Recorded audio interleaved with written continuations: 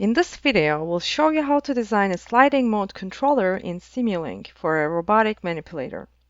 We'll be showcasing the new sliding mode control block that shipped in the 24B release.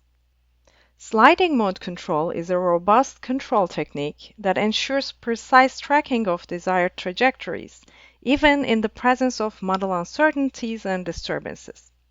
If you're new to this topic, you may want to check out our Tech Talk, which provides an in-depth explanation of how sliding mode control works, along with mathematical insights. We'll focus on practical implementation of sliding mode control in this video. But before that, let's first quickly review the idea behind this control method using a conceptual example. We'll assume a system with two states, x1 and x2. The state space representation of the system describes how the states evolve over time, where U is input to the system, D is disturbance, and F and G are the system dynamics and input functions. Here, for simplicity, we're using sliding mode control as a regulator, meaning that we aim to drive the states to zero. But as we'll see later, sliding mode control can also be used for arbitrary reference trajectories.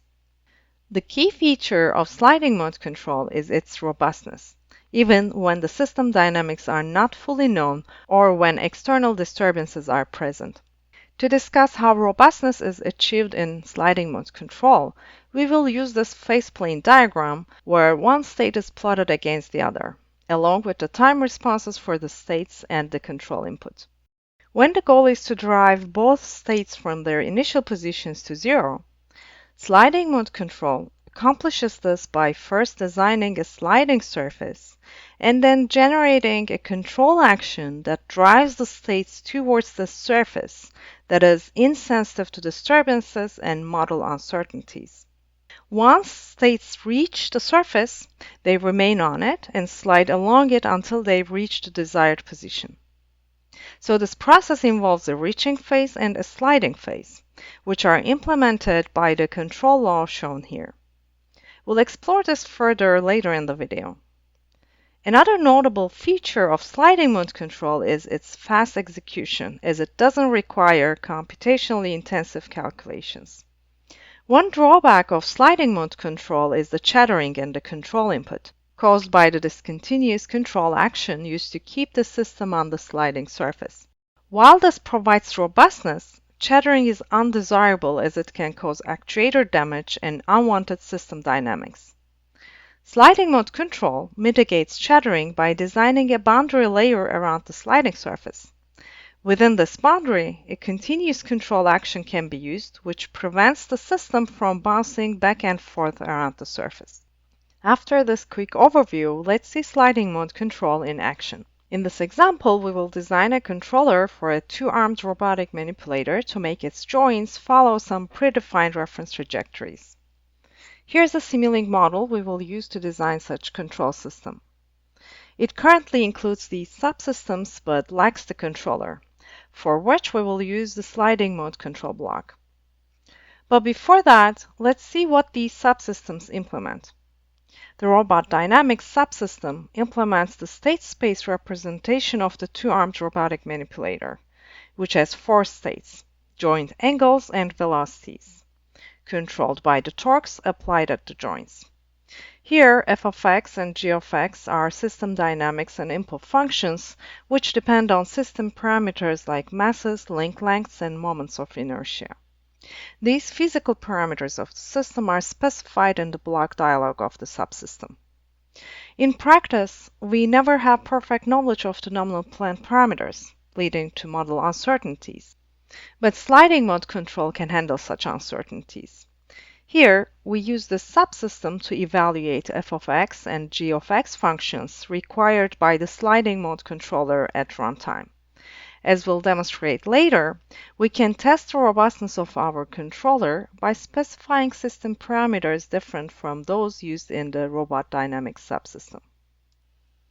Finally, this subsystem generates reference trajectories for joint angles and velocities, defined by the time-varying exponential functions as illustrated in these plots. Now that we know what these subsystems implement, let's add the sliding mode control block, which is available with Simulink control design. We'll follow this workflow to demonstrate control design, closed-loop simulations with the designed controller, and code generation for deployment. First step in designing the sliding mode controller is to specify system dynamics. Initially, we'll assume perfect knowledge of system dynamics. Therefore, in this subsystem, we set system parameters to match those of the robot dynamics using this code. Remaining steps can be configured using the two different tabs in the sliding mode control block. Let's start with designing the sliding surface. The sliding surface defines the desired system behavior once the states reach the surface. The dynamics of the sliding surface are represented by a switching function s of x, which is a linear combination of the states. When it's 0, the system is on the sliding surface. In our example, we want to drive all 4 states to their reference trajectories, so we'll use the tracking mode option. This updates the switching function, hence the control law, accordingly to achieve 0 tracking error. The coefficients of the C matrix determine the characteristics of the sliding surface, hence the convergence of the tracking error to 0 once the sliding surface is reached. Initially, we specify these coefficients to give a slope of -1. Feel free to pause the video to go through the math showing how we compute this slope. Before we move to the next tab to define the reaching law, we enable the option to use externally sourced derivatives. This adds new inputs to the block, allowing us to provide reference derivatives computed by the reference trajectory generator. By incorporating these derivatives, the controller can enhance performance through additional feed-forward compensation. We also output the switching functions to observe when the sliding surface is reached. Under the second tab, we formulate the reaching law by specifying the convergence rate, selecting a boundary layer, and then configuring associated parameters for each. While these parameters determine how fast the system will reach the sliding surface, the boundary layer ensures that the states remain close to the sliding surface. Initially, we'll use the default settings, which are constant rate and sine functions, and we'll specify the reaching rate. Now that we're done with the design of sliding mode control parameters, we can connect our controller like this and simulate our model to analyze performance of the designed controller. Note that initially we'll test the controller without model uncertainties and disturbances. After running the simulation, we can examine the results. In the top 4 plots, we see the joint angles and velocities in blue and their reference trajectories in orange. Next 2 plots show the control inputs, which are the applied torques at the first and second joint. And last 2 plots show the switching function outputs. Let's first discuss the results associated with the first joint only, where we'll also use the phase plane diagram, displaying the error trajectory of the angle against error trajectory of the velocity. For sliding mode control to work as intended, we need to make sure the sliding surface is reached. As discussed earlier, the switching function equals 0 at the sliding surface. So from the last plot, we see that this happens at 0.25 seconds, corresponding to this location on the phase plane. Until this timestamp, the system is in the reaching phase. Once the sliding surface is reached, the system transitions to sliding phase, during which the control input exhibits chatter, due to the sine function to derive both states to their reference trajectories. This is also visible on the phase plane diagram.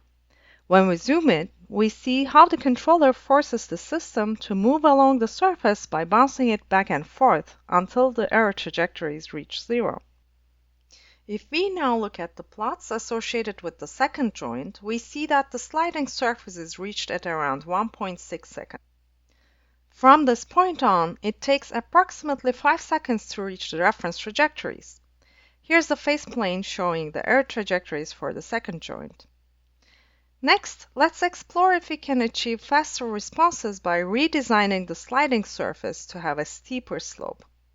To simulate this, we choose larger values in these coefficients of the C matrix. We then simulate again. Before we discuss the results, here's the phase plane diagrams for the previous and current simulations, where we can clearly see the steeper slope of the sliding surface in the current simulation.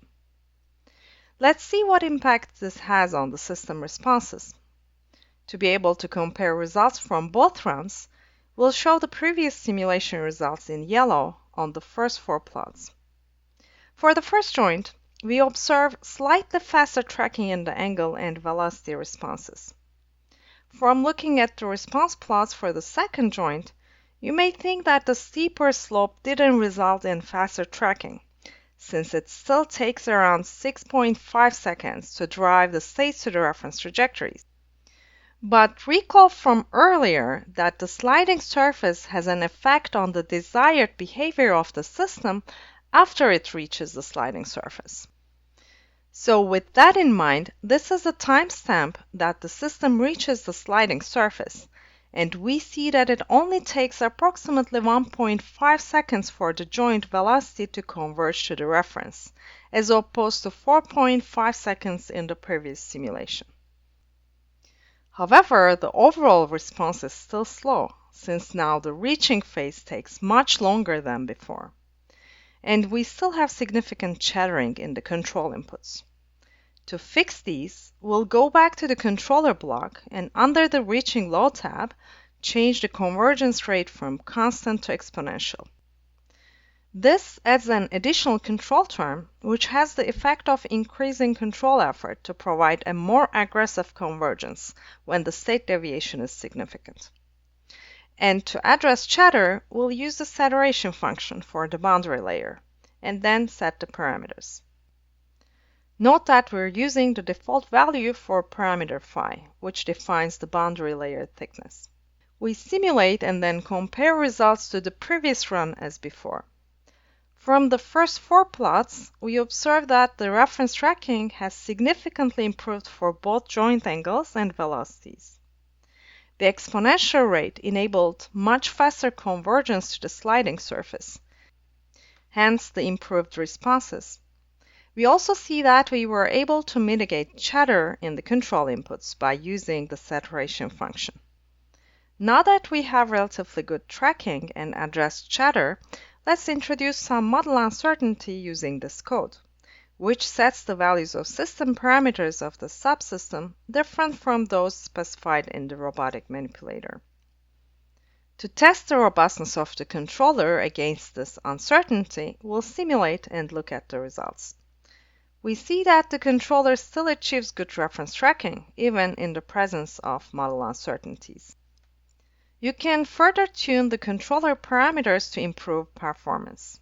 For example, selecting a larger reaching rate can achieve faster convergence, as now can be observed from the response plot for the first joint. But this comes at the expense of increased control effort. So there are similar trade-offs that you should consider when designing sliding mode controllers. Similarly, we can also test the controller performance against external disturbances, which we'll simulate here with this white noise block. In the simulation results, we clearly see how the disturbance affects the control input signals. We also observe that the controller maintains good reference tracking performance, even when external disturbances are present. Lastly, once you're done with control design and testing, you can generate code for deployment by right-clicking on the sliding mode control block, selecting C++ code, and building the subsystem. Once code is generated, you can view it in the code generation report. In this video, we designed a sliding mode controller for a robotic manipulator to follow predefined trajectories, and discussed the effect of different sliding mode control parameters on the tracking performance even in the presence of model uncertainties and external disturbances. If you want to explore this example, click the link provided in the video description. This concludes the video.